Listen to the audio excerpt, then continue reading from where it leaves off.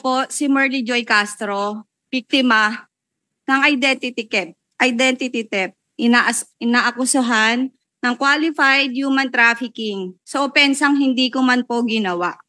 Si Miss Alice Guo ang nasabing nagpasok ng pangalan ko na ang ginamit niya ay si Miss Gamo. Ang aking pagkakakalanlan ay walang pahintulot na ginamit sa hindi magandang paraan. Ngayon, ito po ay nakapagpasira ng buhay ko, batid ko hindi lang buhay ko, pati ang buhay po ng anak ko, na kailangan ko pong iwan ngayon sa bahay na walang seguridad, na hindi alam kung ano nangyayari sa nanay nila.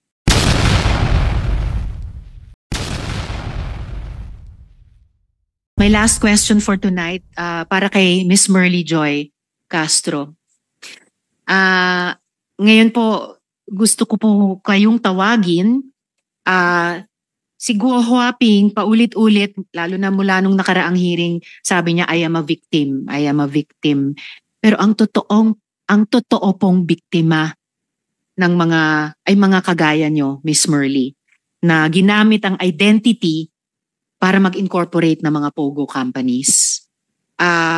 Sinarge kayo ng human trafficking at di tulad ni Guo Huaping, hindi kayo tumakas at hindi kayo tatakas. Non-bailable ang kaso nyo. Nais ko po siya, mga kasama, bigyan ng ilang sandali para magsalita. So, Miss Merly, may nais ka bang sabihin sa aming lahat? Basahin ko po yung statement. Sure, pakibasahin. Ako po si Merly Joy Castro, biktima ng identity theft. Inaakusahan ng qualified human trafficking sa opensang hindi ko man po ginawa. Si Miss Alice Guo ang nasabing nagpasok ng pangalan ko na ang ginamit niya ay si Miss Gamo. Ang aking pagkakakalanlan ay walang pahintulot na ginamit sa hindi magandang paraan. Ngayon, ito po ay nakapagpasira ng buhay ko, batid ko hindi lang buhay ko, pati ang buhay po ng anak ko, na kailangan ko pong iwan ngayon sa bahay na walang seguridad, na hindi alam kung ano nangyayari sa nanay nila. Ako po ay isang ordinaryong tao, nagtatrabaho bilang BPO call center para maibigay ang pangangailangan ng pamilya. Na ngayon, kailangan ko pong mag-resign dahil sa kailangan kong harapin tong kasong to na kahit kailan, hindi ko po kayo pinahintulutan gamitin yung pangalan ko ng kahit saan dahil wala po akong pinipirmahan. Wala akong nakitang papel na gano'n para mapunta doon yung pirma ko. Bukod po doon, ngayon hindi ko alam kung paano mabubuhay yung dalawa kong anak na hanggang ngayon walang kasama. Hindi ko alam kung paano bubuhayin ang asawa ko na ang tanging kasama nila na madalas sa bahay ay ako.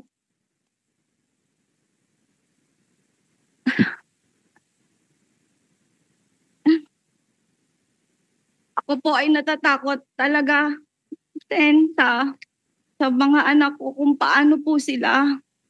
Kahit gayon din sa buhay ko, simula po nung lumabas ako no June dito, nag-request po ako sa company na i-work from home kasi po di ko po alam kung paglabas ko ano po mangyayari sa akin kasi hindi ko po alam talaga kung saan nagsimula, kung paano, kung baka bukas wala na ako. Parang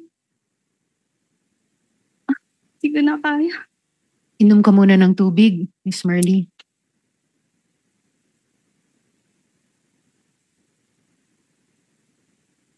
Kaya ako ngayon humaharap po sa inyong harapan para patunayan at harapin sa inyo na ako po ay isang biktima at hindi po ako kasali bilang incorporator ng nasabing Hongsheng dahil hindi ko po kilala at kailanman hindi ko narating ang lugar na yan. Ayun lang po, Madam Chair. Salamat sa iyo, Merly. It is my understanding that the NBI will take Miss Merly now and take her into their custody, put her in custody. Sana yung mga payo na naibigay ng ating mga government agencies tulad ng DOJ sa mga naunang biktima ng identity theft na humarap dito ay maipayo din para sa kanyang konsiderasyon at para mabigyan ng konti pang linaw yung kinabukasan ni Miss Merly at nung kanyang mga anak, yung kanyang pamilya. Merly, ang sabihin ko lang sa inyo ngayong gabi sa ngalan ng komite ay masaserve din po ang hustisya. Minsan matagal, minsan maganit, pero masaserve din po iyon. Attorney Magno, mayroon po kayong gusto sabihin? Just to put on record, Madam Chair, that Ms. Santos voluntarily surrendered to the National Bureau of Investigation, to the Senate. Salamat po, Attorney Magno. So, ingat po kayo, Miss Merly. Maraming salamat at susubaybayan po ng komite ang inyong magiging kapalaran. Thank you po. At this point, I'd turn over the floor to Senator Sherwin if he would like to raise questions this evening. Senator Sherwin. Madam Chair, I'll reserve my questions for the next, I understand there's another hearing next time in light of the new information that came out. Pero bago ho tayo matapos, Madam Chairman,